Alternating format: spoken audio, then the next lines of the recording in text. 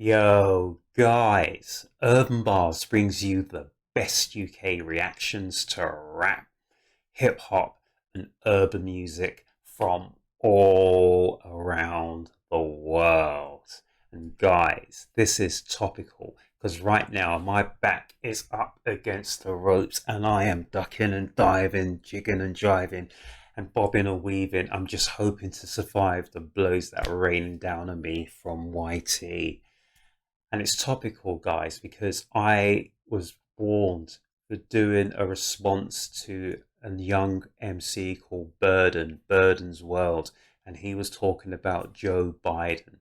So, guys, that was a political response that I was doing, but I didn't actually say anything either way. So, this is a good and timely thing that's been dropped here from our man Thomas Sowell. And he is talking about the difference between Republicans and Democrats. Guys, I'm from the UK, so I didn't make too much of an assessment between the Republicans or the Democrats. I was just responding to a YouTube video, and I got blacked and I got blued. I got biffed and I got baffed. Really?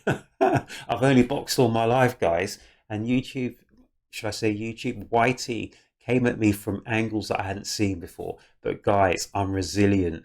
And you know what? When I'm backed up against the ropes, guys, I've learned from some of the best. I've been in the Mayweather gym enough times, guys. I know my boxing left, right, and Chelsea. Trust me on that. So I know a few tricks that a lot of people don't know. So guys, trust me on this. I'll come out unscathed. But anyway, let's get back to the subject and the matter at hand. Our man Thomas Sowell is talking about the difference between Republicans and Democrats.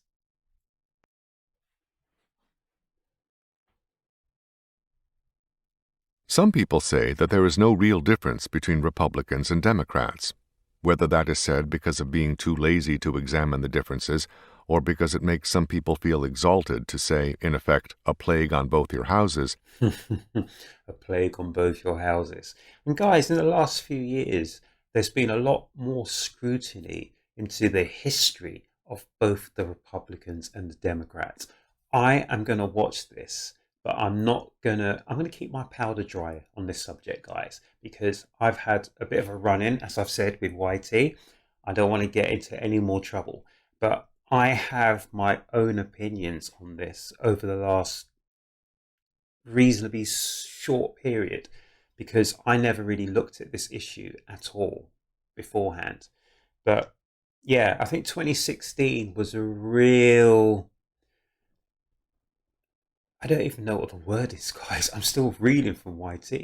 But I think 2016 was a real breaking moment, if you want to say that. It was a real sort of eye opener, and that started to focus people's minds on both the Republicans and the Democrats in the US. But let's just check this out one last time, guys, because I think this is going to drop some interesting tidbits, if you want to call it, on what's going on between the Republicans and Democrats. And it's our man Thomas Sowell. He's another guy like JBP who knows what he's talking about.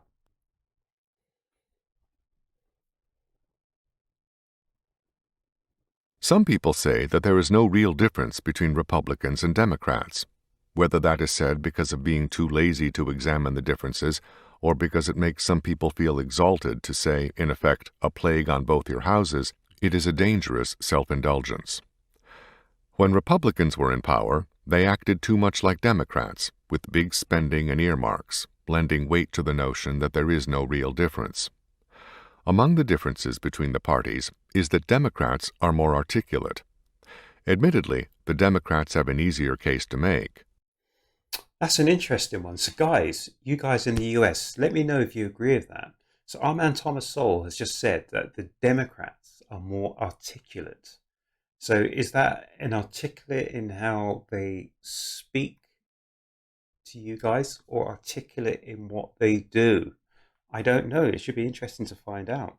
So, do you agree or disagree? It takes no great amount of thought, nor much in the way of persuasive powers, to sell the idea of government handing out benefits hither and yon.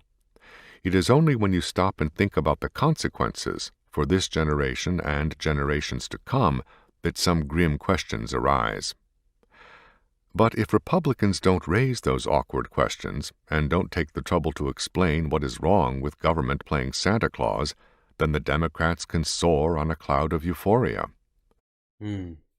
So I get that. So he's saying that if you don't take time to explain what you're doing and the whys and wherefores, so is that what we're talking about, the articulation?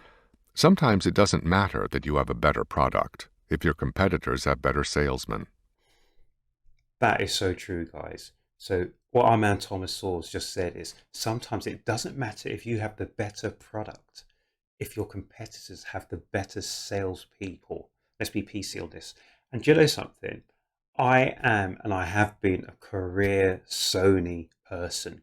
Sony, I've been into film production, all that sort of stuff, all my life, etc. Music wise, Sony, all my life. Where it comes to listening, watching TV, you're watching your TVs, your videos, your this, that, and everything else.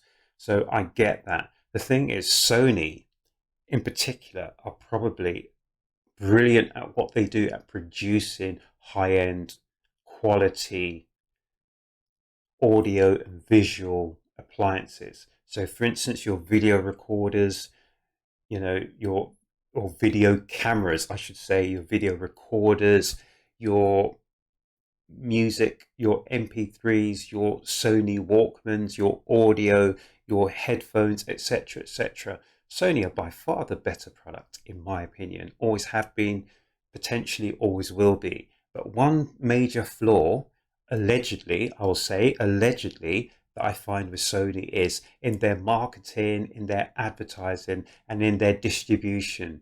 They are as poor at doing that as they are as brilliant in producing and giving us exactly what we want. That they had things like the PSP and all that sort of stuff, whatever. Great action on the move. But the problem I found with Sony was that the distribution, the marketing, the promotion, all that kind of thing was very, very inferior to the actual quality of the product. The product, in my opinion, is quality personified. The actual getting it out to the market and letting the market know what the product is, what the product does, and how good it is seriously, nefariously even poor. And I've never been able to balance that. I've never understood why Sony give you such a great product, but are so bad at letting you know they have this great product and so bad in distributing the great product. Like, for instance, the PS5. That's been 2 years in the making, and no one still has a PS5 because they can't get their hands on one. It's a massive, massive shame. Massive shame. So I'm going to will that again. And sorry, this isn't a Sony product, by the way. My whole system needs upgrading, overhauling, but I have no money to do it at the moment, guys. So I apologize. Then the Democrats can soar on a cloud of euphoria. Hmm. Sometimes it doesn't matter that you have a better product if your competitors have better salesmen. Absolutely agree with that. Republicans lag not only in the articulation department, they also lag in seeing the long-run importance of the federal bureaucracy.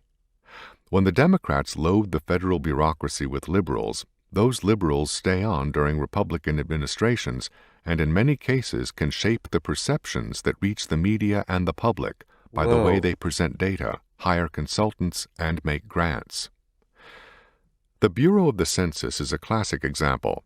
The tendentious way that data and pie charts are presented provides a steady stream of material for a political and media drumbeat about disparities that call for government intervention. Data on income differences, for example, are presented in a way that suggests that the different income brackets represent enduring classes of people over time, when in fact other studies show that the vast majority of people in the lowest income brackets as of a given time rise out of those brackets over time. So literally, this is statistics can actually be thrown together any which way you want to present, whatever narrative you want to present. So how useful statistics are, I don't know, but it's how they're presented, which could be the contentious issue. More people from the bottom fifth end up in the top fifth then remain at the bottom. Household income data are presented in ways which suggest that there is very little real improvement in the American people's standard of living over time, and innumerable editorials and television commentaries have elaborated that theme.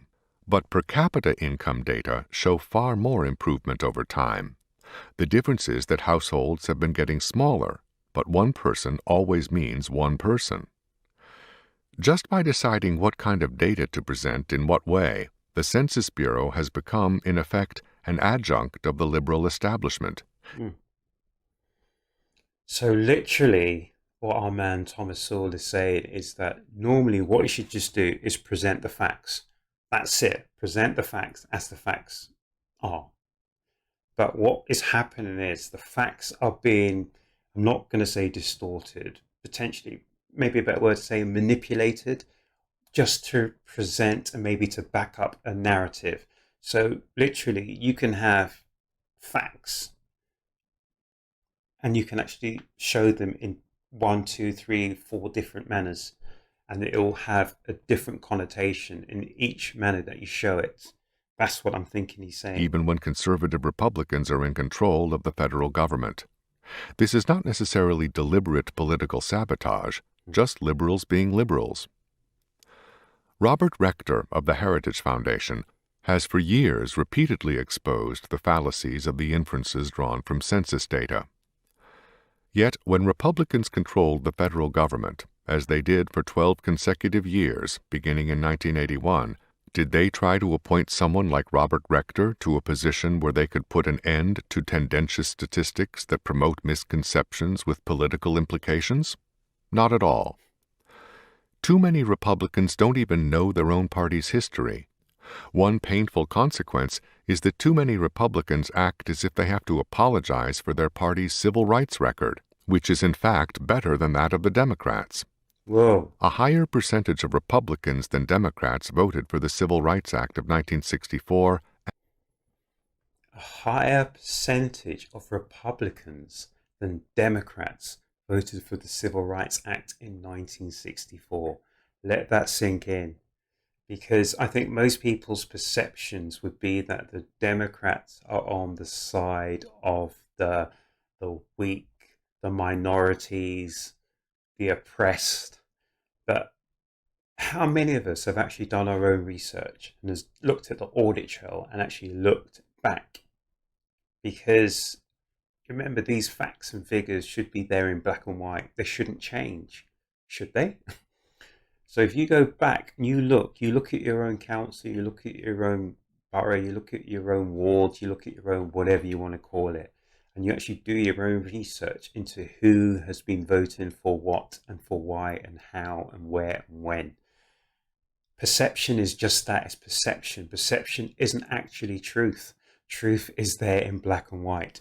So what our man said in 1964, more Republicans voted for the Civil Rights Act as a percentage than Democrats did. Is that irrefutable? I don't know because I wasn't there, but it's for us and for you to find out.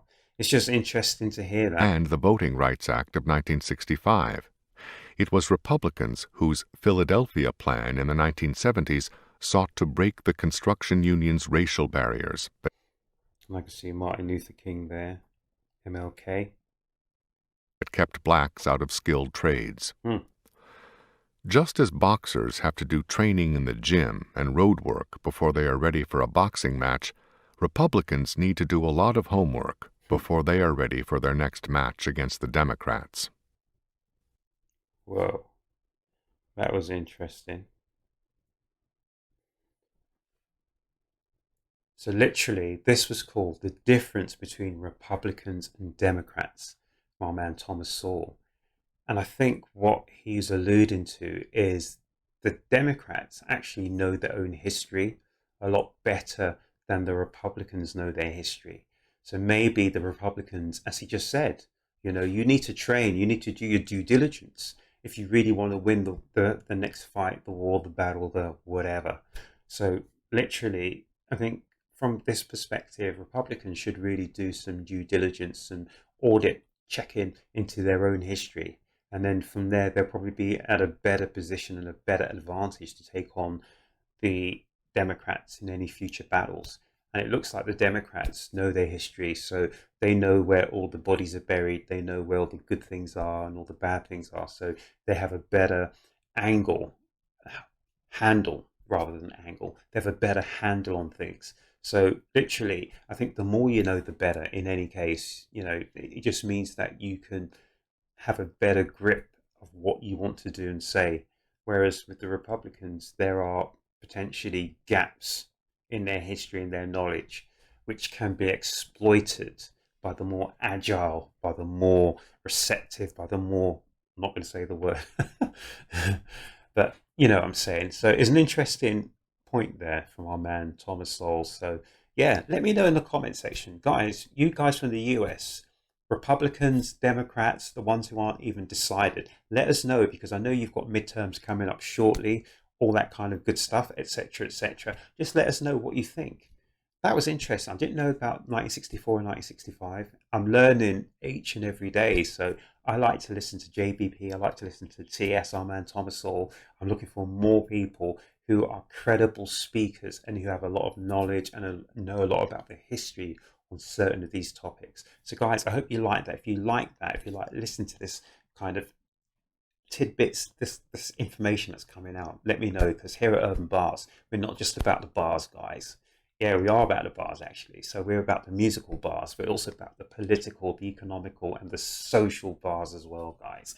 Trust me on that. We're about all the bars here, and all the bars, we want them to be golden. So guys, if you like that, please like, share, and subscribe to my channel here at Urb'n Barz. Make certain you come back to the next Urb'n Barz reaction. And guys, take care of yourselves. I'm out.